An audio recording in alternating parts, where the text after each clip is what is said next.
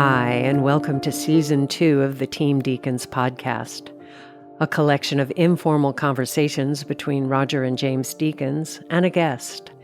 We never know where the conversation will take us, so listen in and see where it goes. This episode is sponsored by Aperture, a premier manufacturer of LED lighting with the industry's greatest variety of fixtures for your complete lighting needs. Aperture recently announced the new Storm family of lights. With LED white light quality that matches natural daylight and classic tungsten bulbs, plus extreme low-end dimming while maintaining color quality. Discover more about the new Storm lights and the complete Aperture lighting ecosystem at aperture.com. This episode is sponsored by Profoto. Profoto, the light-shaping company, renowned for its high-end lighting equipment used by the world's best photographers and brands, has now expanded into the world of cinematography with uncompromising speed of use and limitless creativity. The L1600D is a high-output with no ballast LED light. Its dual mount makes it compatible with 50-plus Profoto modifiers and hundreds of Bowen's mount modifiers, making it a breakthrough product for cinematographers and gaffers seeking speed and efficiency on set with the highest degree of creative light-shaping possibilities. Today we're speaking with a director and writer. His credits include Field of Dreams, The Sum of All Fears, and The Angriest Man in Brooklyn. We're pleased to welcome Phil Alden Robinson. Phil, thank you for doing this. You're welcome. I'm so happy to see you both. Roger, it's been a long time. Yeah, I was on the Board of Governors, wasn't it? We met there. Right. But that was a long time ago. We'd like to start with our normal question, which is, how did you get to where you are today? Is this something that you thought you wanted to do as a kid, or did you follow another path and then find it? What's your story? I wasn't a film buff as a kid. I was very interested in politics, and I wanted to be a journalist. And I went to work in college at my college radio station, and then at a local radio TV station as a newscaster.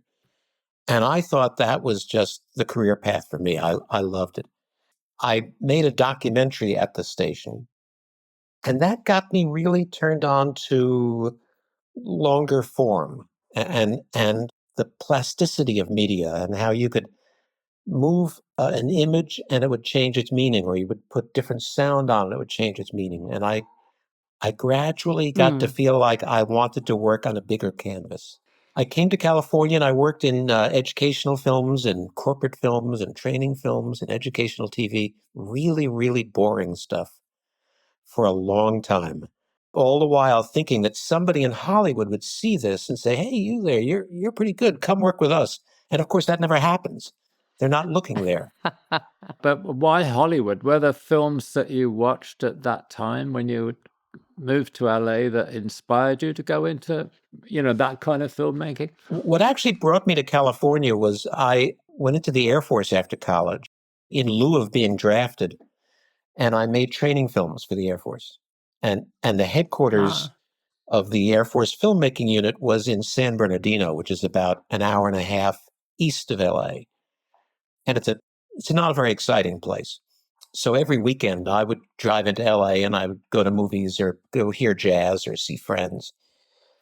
And when I got out of the service, it was just the logical thing to do was move into LA and freelance. I'd heard the word. I didn't really know what it meant.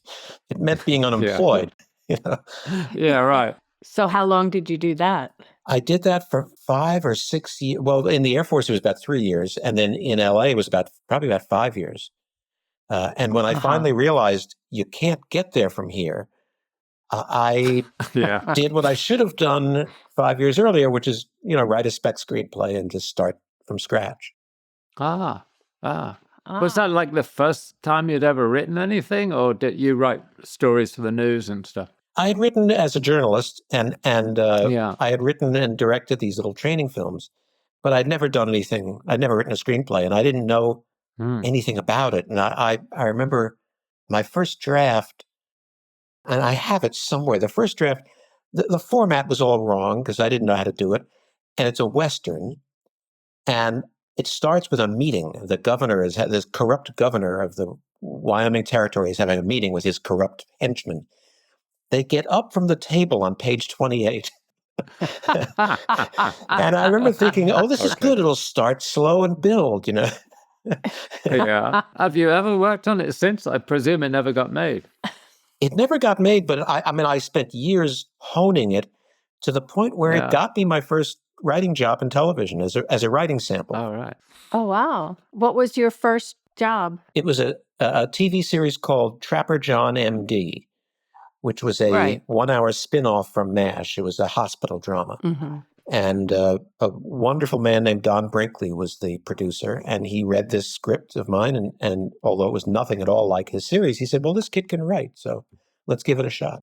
Wow. Bless his heart. Since you were interested in politics and journalism in the beginning, did you ever think that you'd want to make political films? And did you feel that films could portray a political viewpoint and get people to see it? Oh, absolutely. And I think everything I've written, well, not everything, most of what I've written has politics at its heart as subtext. Mm-hmm. And I did write, I wrote a spec that I'm still trying to get made. It's about a political campaign that I had been collecting stories over the years from friends in politics. Mm-hmm. And I still have high hopes that that'll someday get made. But yeah, politics, it's a passion of mine. And now it's so bizarre. And this spec that I've written is actually sort of an absurdist comedy about politics. And I fear that reality has overtaken me and that the script is no longer as absurd as real life. Not as funny. Yeah. Your first film as a director, I mean, you always wanted to move into directing rather than just writing, or? Well, I was very happy when I started as a screenwriter. I was getting a lot of work, and I was very happy with that. I had 2 films in production at the same time. One was All of Me, that Carl Reiner directed with Steve Martin and Lily Tomlin. And Carl was very generous, just said to me, stand next to me from the first day of pre-production to the last day of post. He says, you just stand next to me. Wow. And I was treated with respect and lovingly, and it was just so gracious of him and the whole cast. At the same time, a script of mine called Rhinestone was being made and rewritten by the Star. And I remember thinking, I'm being treated as badly and as well simultaneously as a screenwriter can be treated. I think I prefer this one. But I understood that I couldn't always get that situation. You're at the mercy of who they hire to make the film. Yeah. And I just didn't want to be at their mercy. The studios, the grown-ups are not always reliable. And so I thought, okay, the next thing I write, I have to direct. And my agent understood that. And I was offered a film to write at Lorimar. It was called The Woo Woo Kid. It was based on a true story. They sent me they sent an article to my agent who said, this is something I think you'd like to do. I said, great. Can I direct it? He said, no. I said, then I'm not interested. He told the studio, they came back with a bigger offer. They thought I was negotiating. And I said, always do that. Yeah. I said, no, they came back, they offered more money. Because All of Me at this point was very well respected and it was a hit. And they kept offering more money. And finally, my agent said to me, now you're being rude. Says, at the least, you should just read this article and then say, hey, I've read it and I'm not interested. So I said, fine, send me this stupid thing. And they sent me the article. And I got about 2 paragraphs in and I called him. I said, you got to get me this job. I love this story so much. And I wrote it. They offered it to every director in town, living and dead, and couldn't find anybody. And I kept saying, hey, over here, I want to do this. You've never directed anything before. Well, Steve Martin was then producing a TV series, so he hired me to direct 2 episodes. And then I went back to Lorimar and said, okay, I've directed. And they said to me, oh, this was a terrible meeting. They said, so what films do you see this being like? And I mentioned 2 obscure artsy little independent films that I loved. And they said, neither of which made any money. And I said, I'm sorry. Mm-hmm. It's a cross between The Godfather and The Exorcist. I didn't know it was a trick question, So, well, finally Yeah, right. they ran out of other options and they said, okay, you can direct it. And this was great. You'll appreciate this. Having made lots of deals in your lives, they said to me, okay, we don't have time to negotiate, so we're just going to make you an offer and it's going to be take it or leave it. And I thought, fine, it's got to be at least scale, so I'll take it. I'll do it. They said, here's our offer. We paid you a lot to write this. Let's call it even. Oh, wow. And I said, what do you mean? And they said, Wow. just wow. take it out of what we paid you to write it. I said, no, I'm a member of the Directors Guild. You can't. They said, well, don't tell the Directors Guild. I said, why wouldn't I tell the Directors Guild? So finally, they said, okay, scale. And scale for a director is 8 weeks of shooting, 2 weeks of prep, 1 week of post. That's what scale is. Wow. So I was paid for 11 weeks, and I worked a year and a half, and I went broke. Yeah.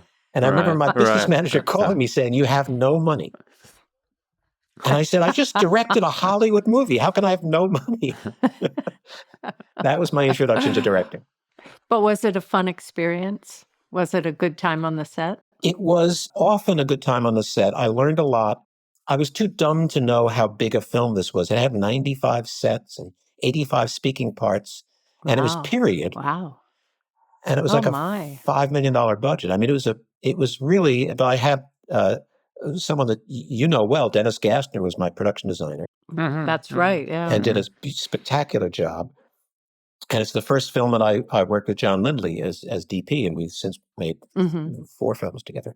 So I was surrounded by really, really good people, which I've come to learn is the trick.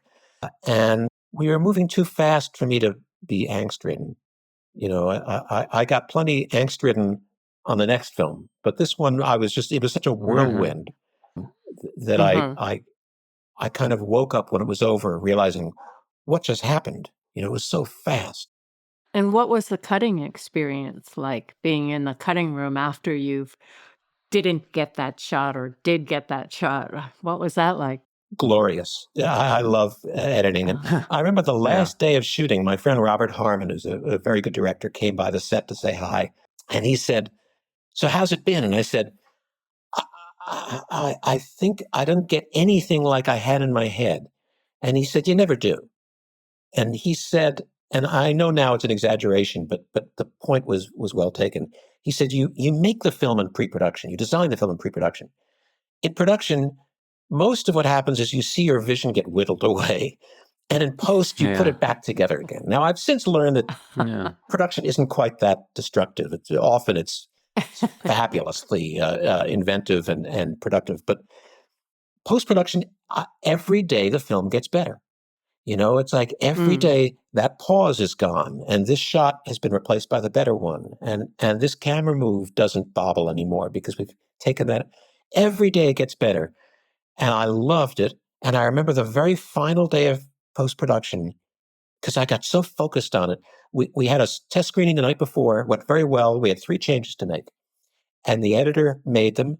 And I sat in front of the flatbed and he showed them to me. And I said, I'm sorry, could you play that again? And he played it again. And I said, I'm sorry, could you play it one more time? And he looked at me oddly, like something was wrong. And he played it again. I said, I'm so sorry, but I can't see it. I don't see it. He says, that's because you're done. It's okay. Go home. I had stopped being able, literally, I had so much visual information coming to me for months and months and months.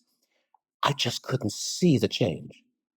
It was such an odd experience. Yeah. How much was the final product as you imagined in pre-production? You're talking about, the pre-production is, as Denis Villeneuve says, is your one chance to really dream what you really want, and everything else is compromised. Is reality. I wouldn't say everything else, because often things happen on a set that are just gloriously wonderful. Magic. It turned out to be quite like I imagined it would be, but I could only tell that years later. For years after I finish a film, I still see all the things I wish I'd done differently. Yeah. And when I watched the film, I remember where I was standing when we shot that shot. I remember, I was on the left of the camera there. Oh, I was over here, and the monitor was behind me. I remember all that stuff specifically, and it's hard for me to see the movie. Yeah. I think it's one of the great challenges of filmmaking is how do you actually see it to know? I think that's why it's really good that an editor is removed from the actual, day-to-day production and can look at the footage with a fresh eye and not tainted by, I didn't get that, or this is not or this quite shot took 8 hours. or this shot took us all day. You've got to use it, sort of thing. I remember showing John a rough cut of the film, and we got to a sequence and I had cut a scene out. And he said, "Oh, yeah, that was after a second meal." Yeah, right. It always is. Yeah. But after Field of Dreams, I was very disillusioned with my being a director because it was very hard and it was emotionally challenging. And I was not sure I wanted to do it again. And I took a year off. And I went and talked to Sidney Pollack, who I respect as much as anybody. And I said to him, "Do you ever get what you have in your head?" And this was his answer. He said, "Never, never, never, never, never, never, never. Not in pre-production, not in rehearsals, not on the set, not in dailies, not in the editing room, not in the mix, not in the final print, never." And I thought, wow, if he doesn't, then I shouldn't beat myself up. Yeah. Well, actually, Bob Rafelson told me I was working with him. He said, beware if the studio ever give you everything you want, because then you'll have no excuses. Absolutely. Well, that was one of my big problems on Field of Dreams. They said, here's the budget you asked for, here's the cast, here's the crew you asked for, now go make this movie that you've been shooting your mouth off about all these years.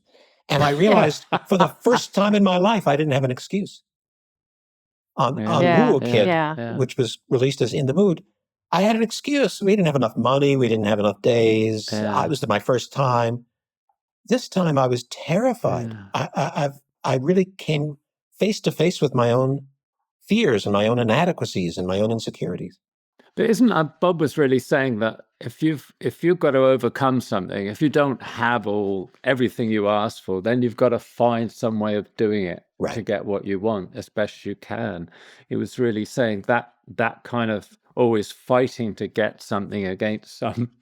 Well, it makes you think and be more creative to get around it. We always say with limitation comes inspiration. Because you have to. Right. You have to figure out how to get the scene. But I mean, you chose, Field of Dreams, you could say in one sense, seems fairly simple. It doesn't have a million characters.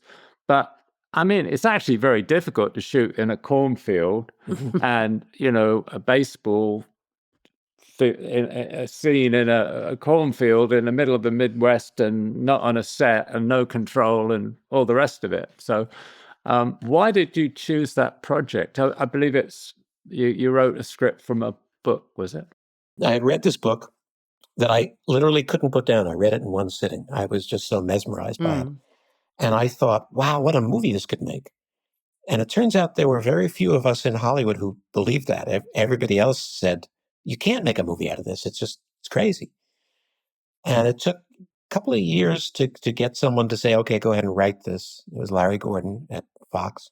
And after I wrote it, because I had made a couple of fundamental changes to the way the story was told, people could then see, oh, yes, this is a movie. And it was very quickly set up. But the challenges are so kind of subtle. They're so unexpected. I thought, well, this is going to be simple. We're out there with nothing to distract us.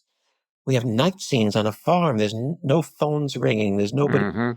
Turns out, if you turn lights on a cornfield at night, every bird, insect, and cow for 50 miles thinks it's daytime. We had to loop all the night scenes on the ball field.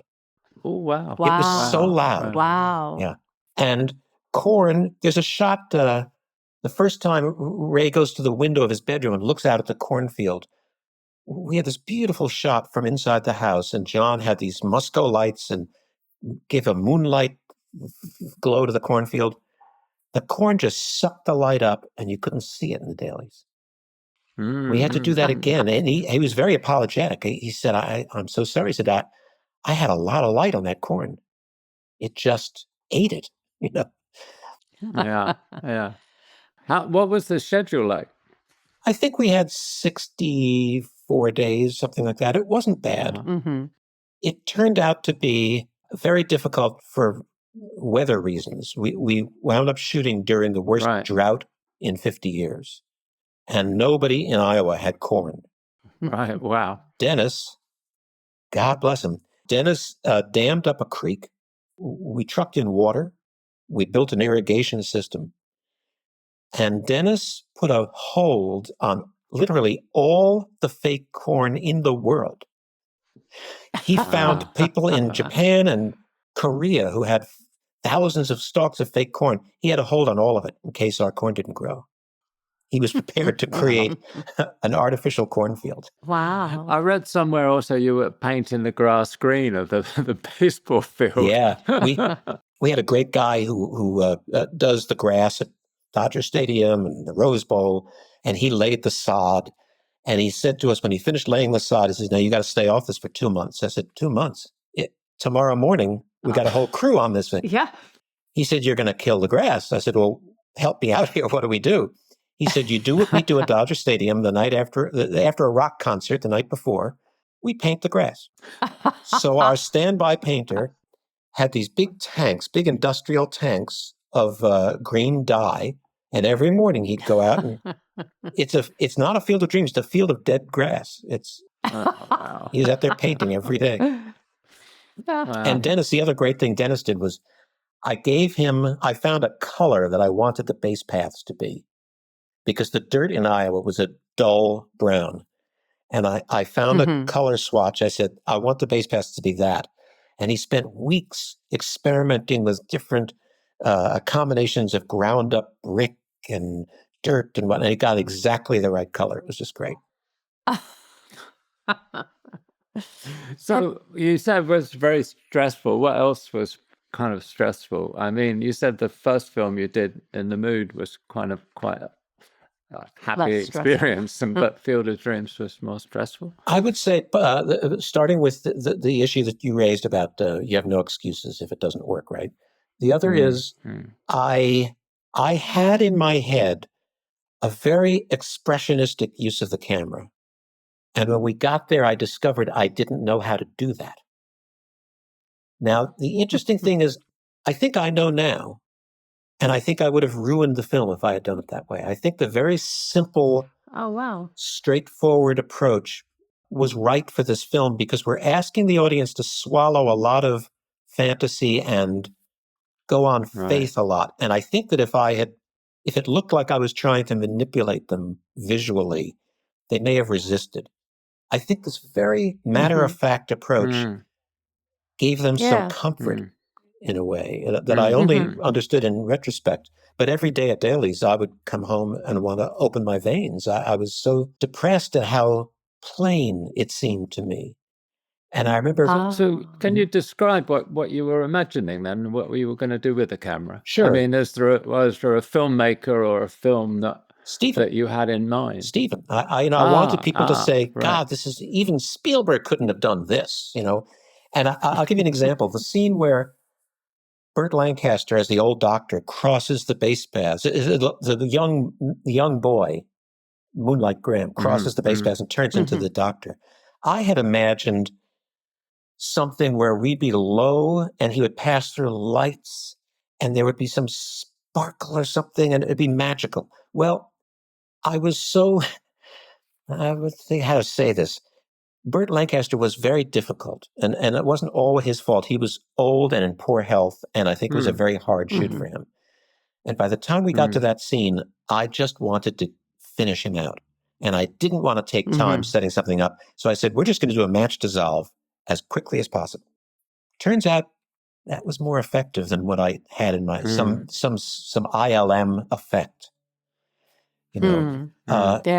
And all through the film, I remember going home at one night at dailies, so sad, so depressed that I went to sleep and I had a dream that people were trying to get into my bedroom, and I pulled out a shotgun and I killed them all in the window.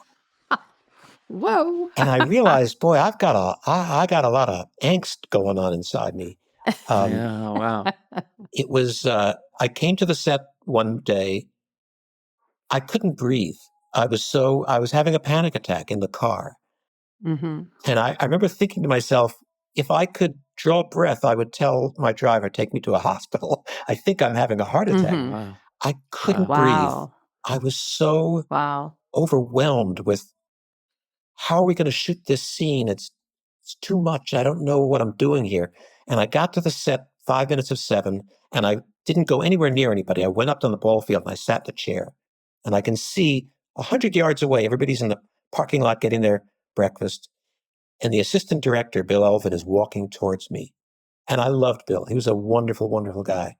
But I was hoping that the earth would open up and swallow him before he got to me. And he came over to me and he looked at me and he said, "You look particularly bad this morning." Oh, good beginning. Yeah. And I just said, I don't know what I'm doing. I don't know what. He said, just one shot at a time. You've got a plan. We're shooting on the bleachers, 6 pages with people getting up and moving around. The coverage was changing a lot. And I had a plan, but every time I'd say, let's do this shot, John would say, there's a cloud coming. Did you want to get a 2-shot of them on page 4?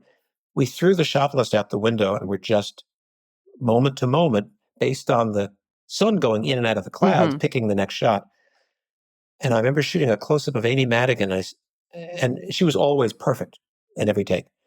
She got it, and I said, let's do one more. And we did one more. And I said, something bothered me. I said, let's do one more. And she said, what's wrong? I said, I don't know, just humor me. Let's do one more. And we did one more. And then I remembered. And I went over to her and I said to her, we did this close-up yesterday, didn't we? And she said, yes. And I said, I'm so sorry. I'm just hanging on by my thumbs here. And she said, Yeah. thank you for your honesty. We know. I got to tell a story because you can get so into it, you forget, right? I was going to work one day with the director and he said, the studio's pressurizing. I've got to cut a scene out. I've decided to cut the scene out where the helicopter lands, blah, blah, blah. And I turned to him and I said, we shot that yesterday. It was a whole scene. And with a helicopter. He was under so much pressure from, the grown-ups.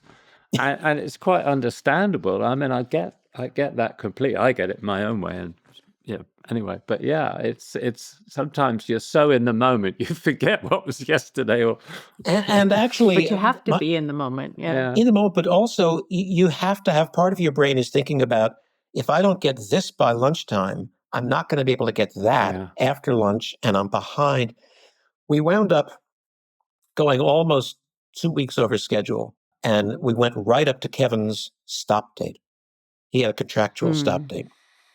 It was nervous making it, and Larry Gordon, who was the producer, called me one day, and he was very encouraging. He always said to me, he said, I understand you're disappointed with dailies, but, I make action films, he said. And he says, we go to dailies in the action, and you say, okay, that explosion is exciting, and that gunfight is going to work. What you're doing, you can't tell from the dailies. You won't be able to tell until the film is finished and it's mixed and the music's in. So just trust the fact you're shooting the script. Just keep shooting the script. Late in the shoot, he called me one day. He says, I know I told you to shoot the script, but now I'm telling you, shoot the schedule. A big part of directing is also casting, right? And knowing who would work or not. So what was your approach for the casting of Field of Dreams? I had some very specific things in mind, one of which is I wanted the role of Ray to be an everyman. I wanted people to relate to him. The studio wanted a comedian. And I said, no. You, really? Yeah, you can't do that because it changes the audience's expectations of the movie. I want somebody for whom hearing a voice and acting on it is the last thing on earth they would ever do. Right. Right. And I actually had a line in the script very early on when he says, till I heard the voice, I'd never done a crazy thing in my whole life. And I thought that was the key to the character, that he'd never done anything crazy.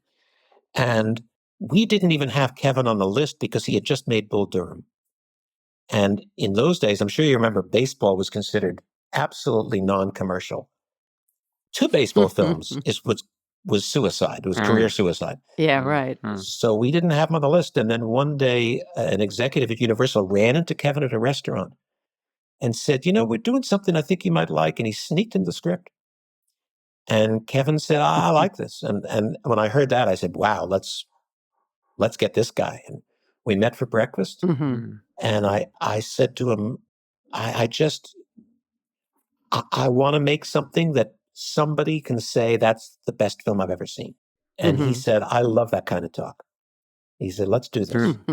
And then he said another great thing to me. He said, you will feel a lot of pressure from within and without to make changes.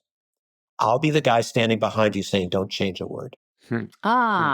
Great. Which nice. was huge confidence boost that this big star, and, my previous film had come out and made lunch money. So to have this huge star say that was really fantastic. And he was true to his word.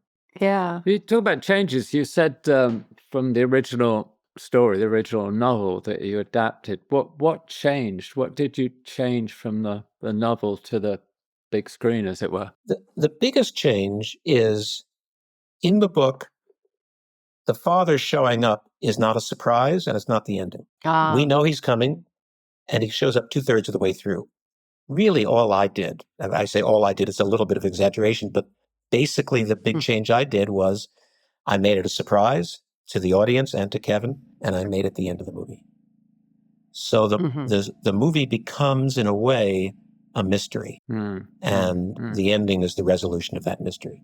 Other changes in the book, the James Earl Jones character is literally J.D. Salinger, who had threatened to sue if anybody exploited this book. Oh, yeah. And also, I didn't want to do J.D. Salinger. I thought you'll know the expression, putting a hat on a hat. I felt it was one too many crazy things for the story. Yeah. So what made you go for James Earl Jones? Oh, I was writing pale versions of J.D. Salinger. I think that it was like LP Messenger or something like that. And it was it was uninspired. And I was in New York and I saw Fences on Broadway. And it's one of the greatest performances I've ever seen. I remember coming out of that saying, that's a man, And I came home, I thought, oh, that'd be interesting. Well, because I want somebody, it's the role of someone who has, Kevin has to kidnap this guy. So it should be a big guy, the big, powerful guy. I said, wow, I'd love to see someone have to kidnap James Earl Jones. Yeah. And we sent it to him, and he told me later that he read it, he liked it very much, and he said to his wife, there's a speech in here about the meaning of baseball in our lives and in our memories. And he said, that kind of thing always gets cut out of the movie. But I want to take this role because I want to play that scene. And I know it won't be in the final movie. Right. And the day we shot that scene, he told me that. He said, I know this won't be in the final movie. I said, oh, they'll cut off my arm before they cut the scene out. Are you kidding me? Oh, he was wonderful. Yeah, it's a great performance. He's Actually, also such a lovely guy too. Kind of, it's one of those things you kind of think who else would have been that role. I know, I know. Perfect. He was just wonderful. And the day we shot that scene, he said to me, and this was late in the schedule, and one of the things that emotionally got me through that shoot, with all my angst and all my self-doubt, was, boy, the last week of the shoot, I get to stand on the set and watch James Earl Jones just let it rip. Just roar these words out. And the day we shot the scene, he said to me, Phil, I don't want to preach the scene. I don't want to be big. I want to just say the words. And my heart sank. I thought, no, don't take that from me. And I said, why do you say that? And he said, I think it's egotistical. I think I just want to say the words. So I said, okay, because an actor like that, you trust, And he did it beautifully. And it was the right decision. The next day, he came back to do his off-screen lines as we were doing reaction shots. And he said to me, I feel kind of bad I didn't get to preach this. Would you mind terribly if I did it off screen? I said, mind? No, please have at it. And all I could tell you was that the Iowa sky was filled with James Earl Jones preaching this. It was fantastic. Oh, it was great. Would have been wrong for the movie. But it was like a gift. It's like he gave us all a But gift. you experienced it. Yeah. Yeah. It was wonderful. So the film's like really successful. I can't imagine even you had imagined it would ever be so successful as it was. And then you gave up directing for a long time.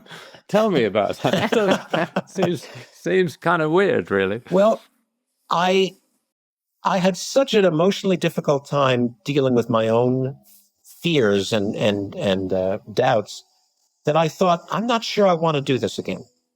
It's too hard. So I thought, well, but if I'm not going to direct, do I want to write again and have somebody else direct? And I wasn't sure I wanted to do that either. So I thought I need to take some time and think about my life and what I want to do. So I got offered everything immediately. And I just said to everybody, I'm taking a year off. Call me in a year. And I'm not going to think about movies. I'm not going to write anything. I'm not going to have any meetings. Someone said to me, how can you walk away after a hit? And I said, no. How could you walk away after a flop? If it had failed, I would have felt compelled to get back on the horse and prove myself. Yeah. This proved something, but I wasn't sure it proved what I needed. I wasn't sure. So I took a year and just had a life. And I traveled and I went to baseball games and I saw my friends and I played with my dog and I just read books for fun. If an idea for a movie came to me, I would lie down till it went away. I was religiously out of the business. And at the end of the year, I realized, okay, if a movie could possibly mean as much to me as that one did, it's worth it. And I felt that because I went to the theater a lot and watched it with audiences. And as you know, you can experience it through their eyes. You can't really see the film the way they see it because you know too much. But you somehow go through them. You feel what they feel. And I thought it meant so much to so many people, and that meant a lot to me. If there's a chance of doing something that will mean that much to me again, I would do it. But I'm just not ever going to take a job for the sake of having a job. And I remember telling that to Sidney Pollack, and he said to me, God, he said, that's so smart. He says, I always take a couple of years off after a film, but it's not a decision. It's my own indecision. He said, what I should do is take a year off and study Sanskrit or something, really use that year. But instead I funk around and I read things, I take meetings, and I'm not ready to go back to work, and I just waste that time. I felt like I didn't waste the time. I learned a lot. I learned enough about my relation to this career that it should have sustained me for the rest of the career. That, okay, this is the deal I'm making with myself. It's got to have a chance to mean that much to me. Doesn't have to be deep dish, doesn't have to be serious. Just has to have the chance that when it's done, I could say to myself, God, I love that film. And that someone else could say, I love that film. And so the next thing was Sneakers, which is certainly not it's not Field of Dreams in the sense of it's how it emotionally affects people and changes their lives. But I love that kind of film. And I thought, yeah, let's make one of those for us. Did you feel even more pressure because Field of Dreams was so successful and so it's still so revered that, there's a pressure you've got to live up to it somehow. Right. I kept saying to myself, how do you follow that? And then one day I realized you don't follow that. You just do something else. Yeah. And were you writing, though, in between? As you weren't directing, but were you writing? That first year off, I did not write a word.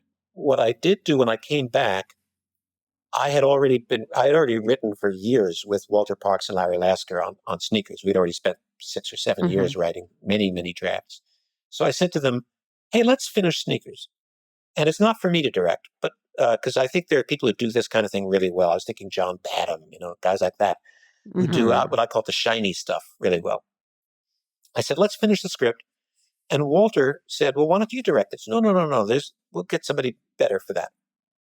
And we finished the script, and he said to me, okay, I know you don't want to direct this, but just for the sake of discussion, under what narrow circumstances would you direct it?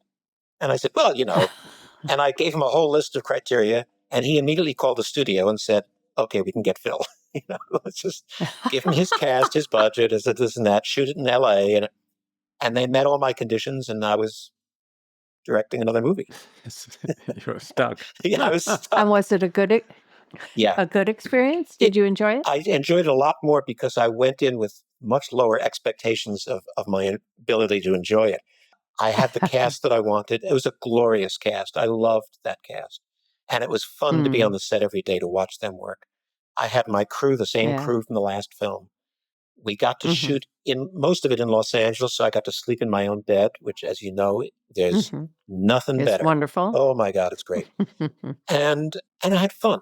And I had fun because I thought, I'm going to push myself a little more. Let's not do the very simple approach. Let's kind of have some fun and be a little more stylish. And John and I had among other things, we talked about the shiny stuff as my kind of way of thinking about the film. It didn't necessarily mean shiny surfaces, but it had to do with sort of, how would I describe it? That both the look of the film and the feel of the film should have a glint to it in a way. The other thing we said to each other was, let's make a pact. No bad shots. Because as you know, in every it's film... easy to make a pact.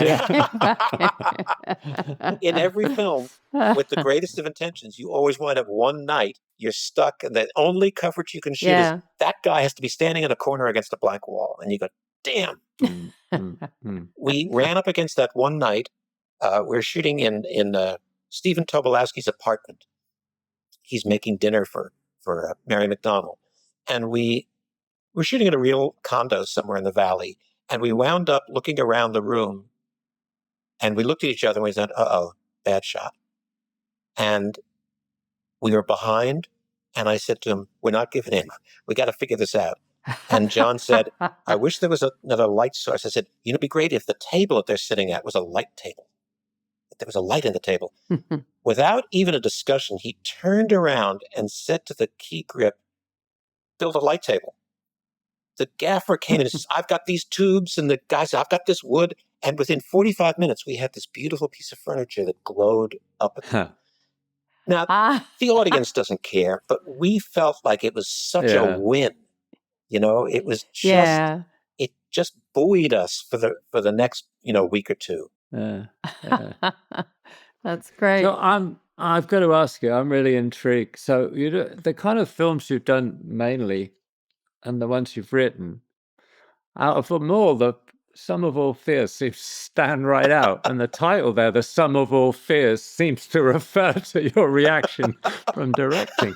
Why that film? Well, I think the big question is, why would they hire me for that film? And I still don't really know the answer to that, because my agent called me one day and he said, Philip Noyce has dropped out of the next Jack Ryan film. Would you be interested? And I said, God, I love the Jack Ryan films. I mean, I just love those films. They're exciting. They're smart. They center around a character and not necessarily around, explosions and things. I said, there's no way they're going to offer this to me. He said, no, they want to meet with you. I said, nah, that can't be. And he said, no, they want to meet with you. And I said, do me a favor, call Mace Neufeld, who's the producer. Ask him if this is just a courtesy meeting. We don't have to waste each other's time. It's all right.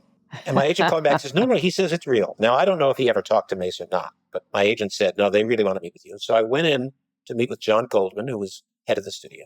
And I'm driving in. I knew I can't talk about visual effects because I don't know anything about visual effects. And I can't talk about action because I don't know anything about it.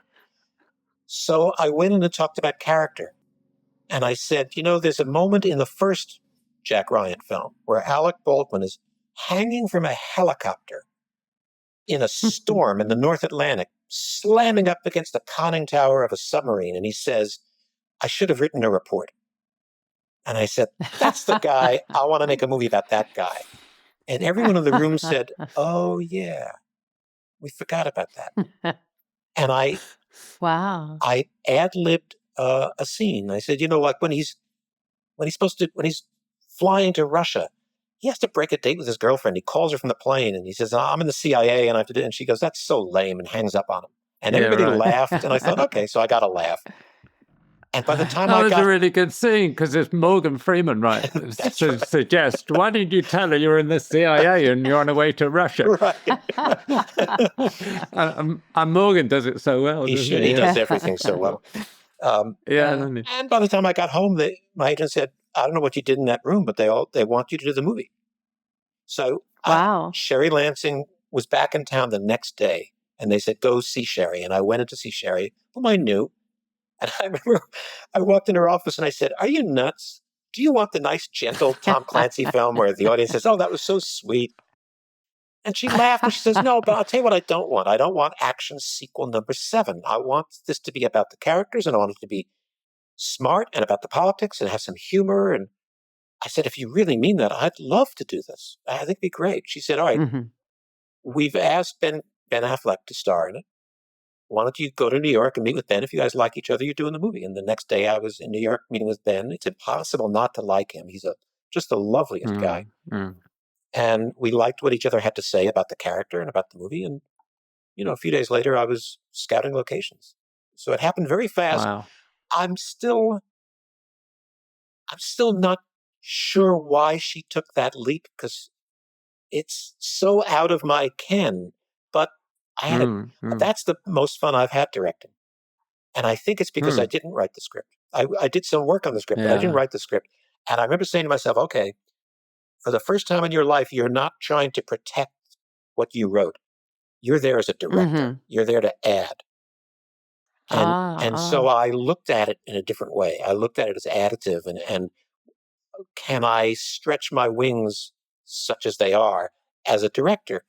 And I had so much more fun directing that movie. Oh, wow. Yeah. Did you feel you had enough, you could add yourself to it? It's those sort of films. I mean, there is a lot of action and it's so plot driven. Did you feel you could add as much as add of yourself to satisfy you in the end with the final film? I felt that I did, and I think a lot of that has to do with the fact that the character was no longer the middle-aged, high-ranking officer.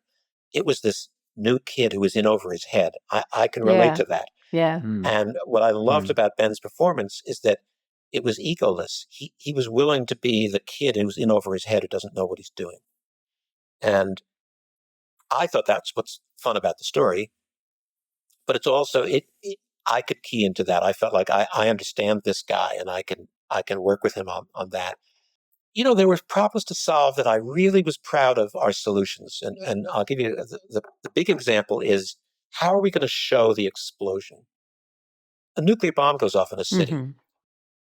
I knew what I didn't want. I didn't want a big wide shot and a bright flash and a mushroom cloud, because it's obvious. It's a dishonest point of view, because if you could see that, you'd be dead or blind.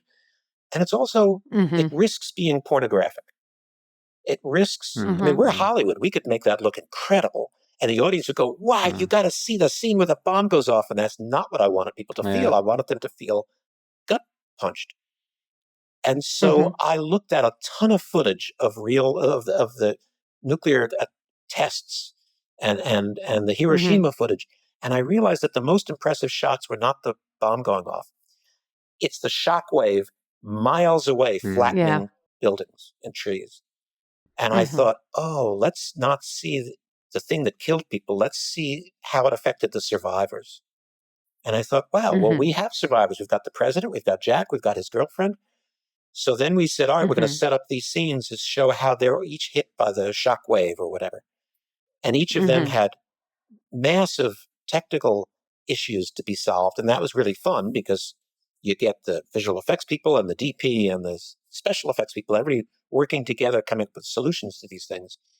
And I was really proud of that sequence, because it had more thought behind it than an explosion often does.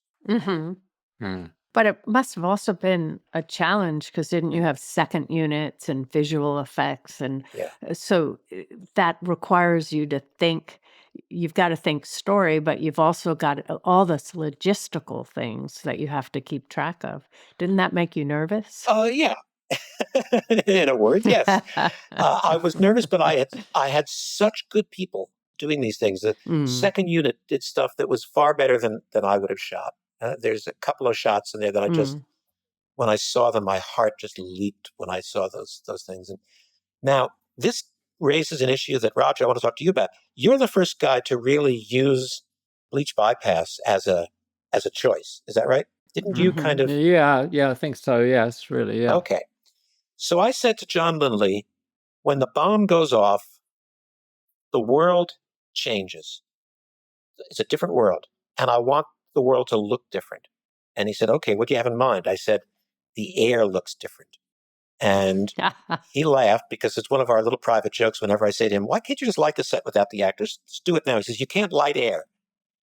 So now I said to him, I want the air to look different. And he said, okay, let me do some tests. And he came up with bleach bypass as one of his choices, I'm sure, from, what's the film? What you did it in? Oh, I did it on 1984, That's but right. After that, it was used a lot. I mean, Clint Eastwood used bleach bypass all the time. It was a different process called E&R, but it was basically the same idea of leaving the silver crystals in the emulsion.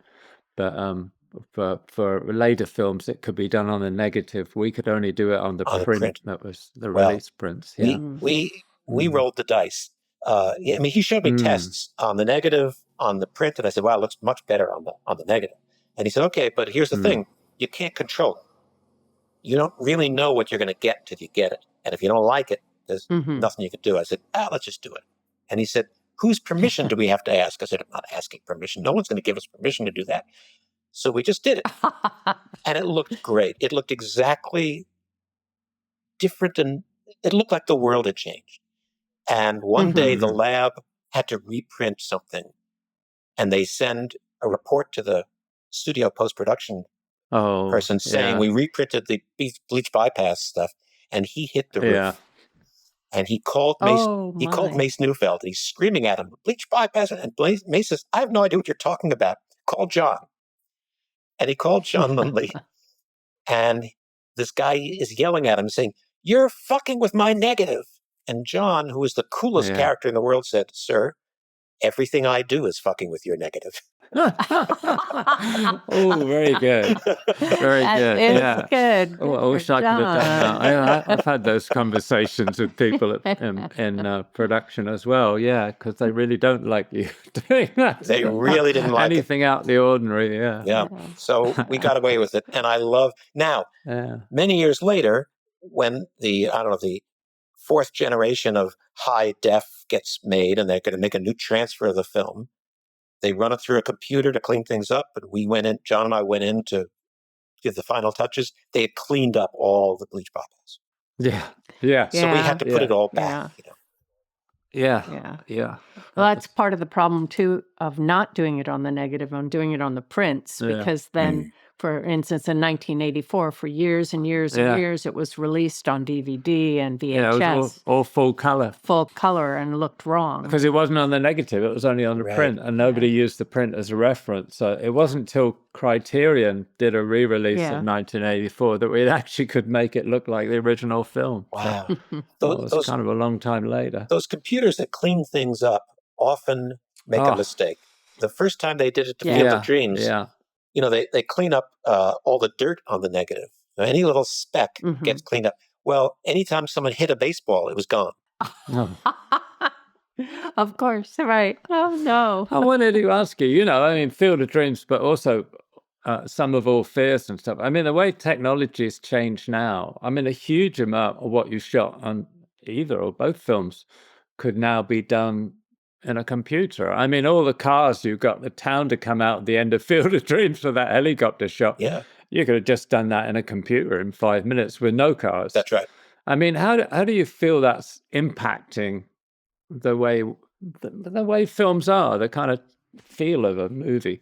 I think they do that stuff very, very well, but we know that they do it very well. And so my pulse does not quicken when I see an action sequence the way it used to quicken when I knew that they were actually doing that physically. And so I feel like we're losing something. I don't know that we get it back by physically recreating those moments because we know too much now. As an audience, we know they can do anything. And so things don't surprise us or move us the same way. And I regret that. And I don't know what to do about that. I don't know that. I don't know. Well, I think what you were saying about the way you shot the bomb in Baltimore, you don't need to see the whole thing. But there's such a pressure now because they can do it that you do it. Like we were on a film and the studio wanted a shot outside of the scene. So there was a whole computer-generated shot from an objective perspective, and it had nothing to do with the way we'd shot the scene, which was with the character. And it just takes the air out of the scene, you know. And it's because you can do it, they want to do it. But I think, as you say, I mean, if you've got the kudos as a director to say, no, I want to stay in and just see the after effects of the bomb going off, it makes a big difference. But do you think that audiences nowadays, if you do try and shoot a movie that way and have it happen off screen, which can be more powerful, but do you think audiences will feel cheated because they wanted to see that explosion? They wanted to, because they're used to it. Right. I mean, I'd much rather not. I think there's more tension. There were character reasons for doing it this way, and I think that ultimately is what moves an audience's character. I think you can still do that. I always think about, and you were talking before about limitations, it gives you inspiration. I always remember the story about Spielberg not being able to shoot the shark, so he shot the buoy that rising up in the frame, and all the things about the shark that make you feel its presence but not see it. It's much scarier. It's so much better that way. I think so. Yeah. And I don't think that's changed. I think you can still do that and have it mean something to the audience. But do you think it is done? Because it seems like a lot of the movies that we see nowadays are more explicit with the visual effects and everything. So I don't really see it, that kind of movie making in a lot of movies. No, and I suspect that has a lot to do with the decision-making process of what movies to make. They're making, and I don't want to single out Marvel, but Marvel movies is sort of a paradigm for what gets made. And they rely on that stuff. They rely on, and some of them actually have some very clever dialogue and some wonderful characters. But if the audience doesn't get their fill of explosions and action and daredevil stunts, they feel cheated. That's what's getting made. Right. And I think it's something else I want to talk to you about. I think that's one of the reasons that this notion of doing everything in one shot is so appealing now. Is because it's a way around that in a way. And what you did in 1917 is now people are doing it on television all the time. You know, Adolescence, which I loved. It's a way of immersing us into the story and being with the characters so intimately that you don't need the explosions. You feel what that character's feeling. The studio, this new series, Seth Rogen, they just did a whole episode about a filmmaker doing a one-shot thing, and that episode is all one shot. That's kind of fun. And so in a funny way, it's no longer quite as special as it was when you did it, because it's being done a lot. But I like it. I like feeling that immersion with the character.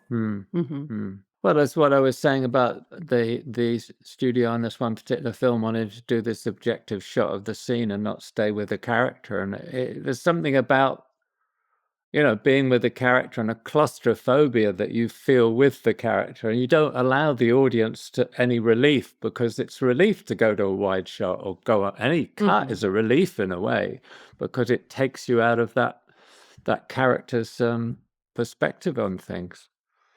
It's interesting. I really wanted to ask you, I don't want to go on too long, I guess, but I really want to ask you, I read you work for the UN High Commission on Refugees and did some documentaries for ABC Nightline. Yes. Can you talk about that? What was that? Yeah, I had finished Sneakers. I was going to take another year off to decompress. And I got a call from somebody at the UN High Commissioner for Refugees who said, we're putting together a relief mission to Somalia. This was in 92. Would you like to go as an observer?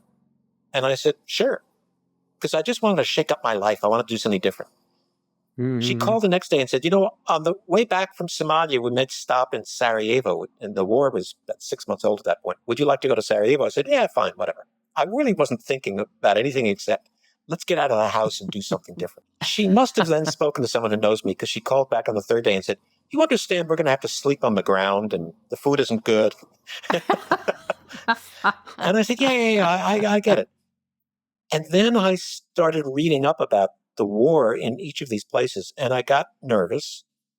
And I remember something that a wonderful cameraman friend of mine who just passed away named Eric Saarinen had told me. He said, when my eye is to the eyepiece, I'm not afraid. He said, I'll hang out of a helicopter. As long as my eye is to the eyepiece, I'm good.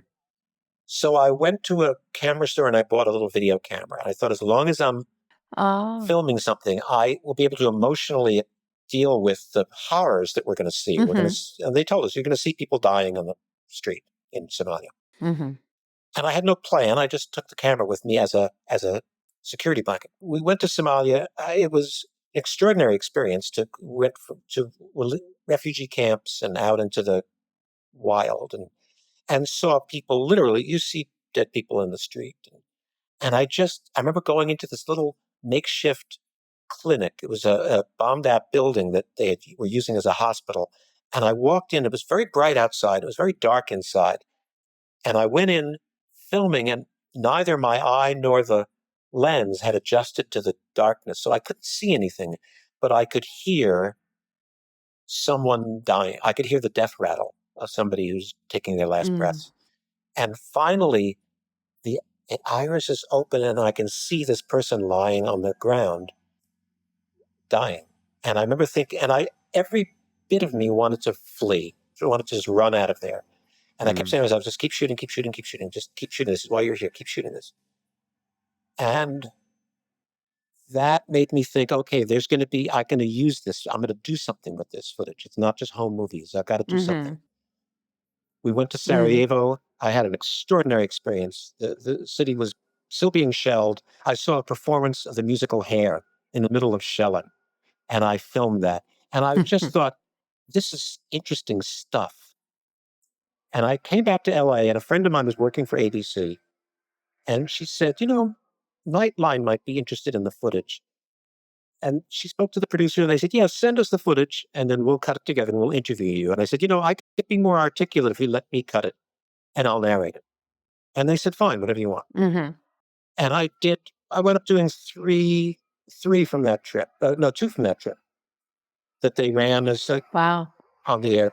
And it made me feel like, this is why I got into this in the first place, was my journalism instincts and the freedom of not having anybody around, not just crew, but assistant, nobody. It's just you and your camera.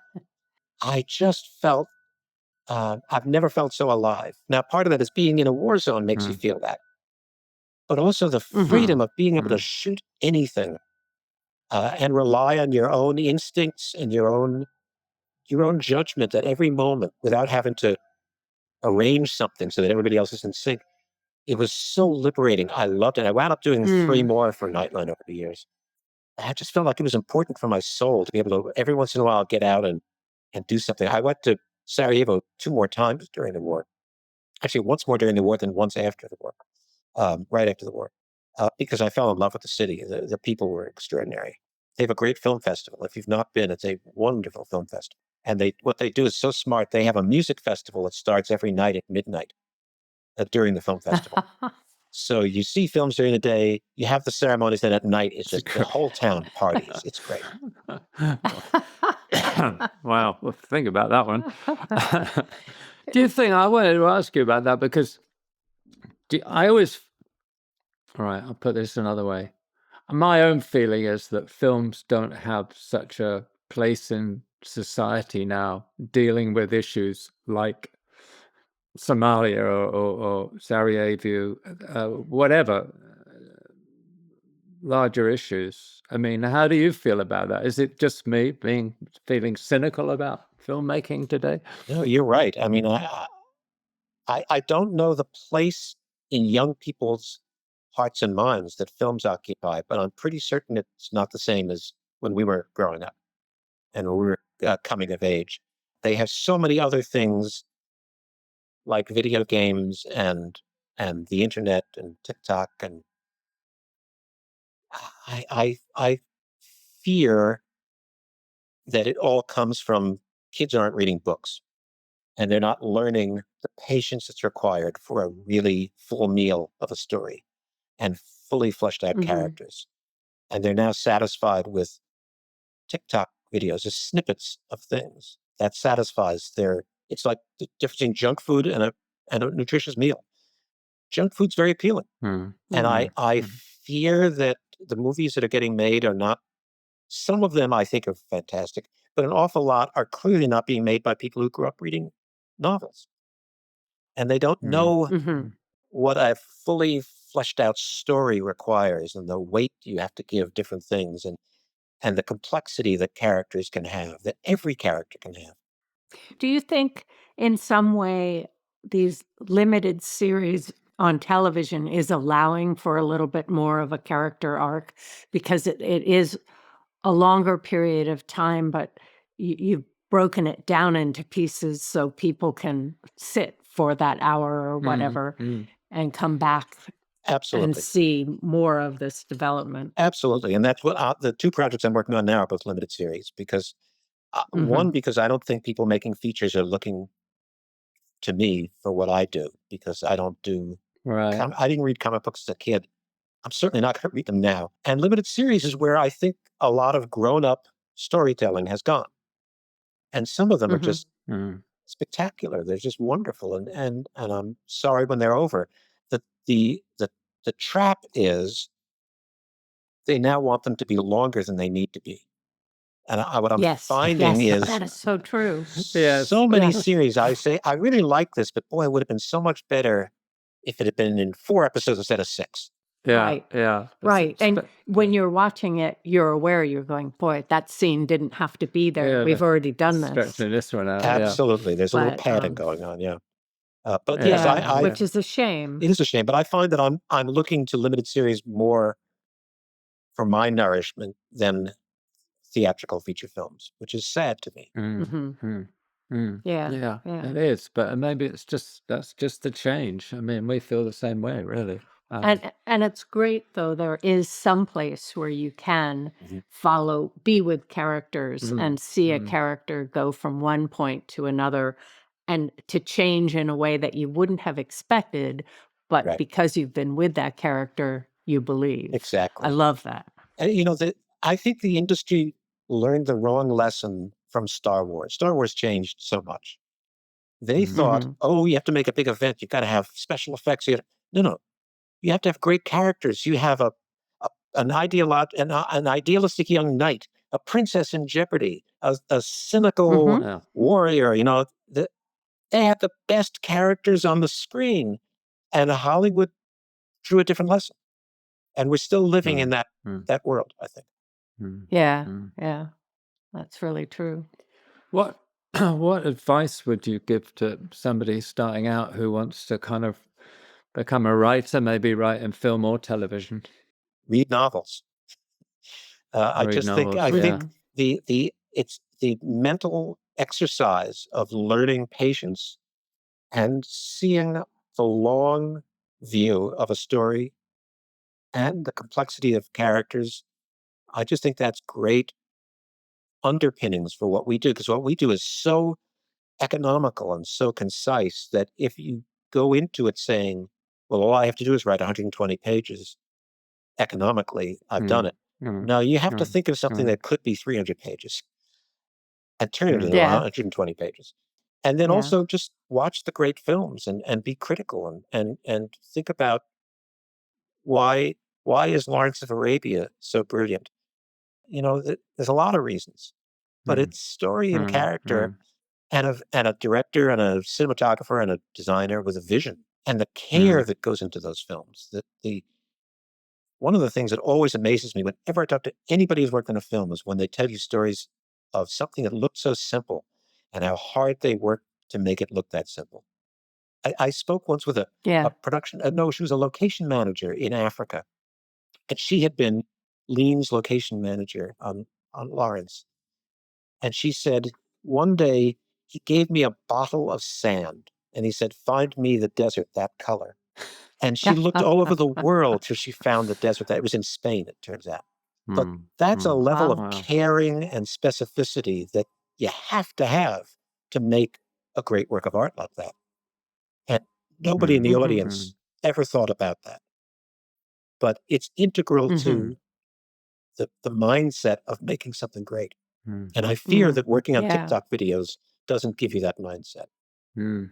Yeah. I would also say experience of life as well. I kind of feel there's a lot of people around that are kind of making films based on films that are based on films. Absolutely right. And not life, Sidney Poitier Yeah. said to me when I told him I was going to take a year off after Sneakers, he said, good. He said, we pour into our work from the cup of our life. And when the work is done, Yeah. you have to refill that cup, and you can't refill it with work. You have to refill it with life. That's fantastic. That's a really That's true great. thing. Yeah. Yeah. That's great. Thank you so much. That was a really lovely last statement. Well, I enjoyed this Thank you, Phil. immensely. This has been Yeah, so we did for interesting. sure. Yeah, it was wonderful. Great fun talking hanging with to you. Let's do My this every God. day. Yeah, right. If you'd like to sponsor the Team Deakins podcast, let us know at pod@teamdeakins.com. Thanks for listening.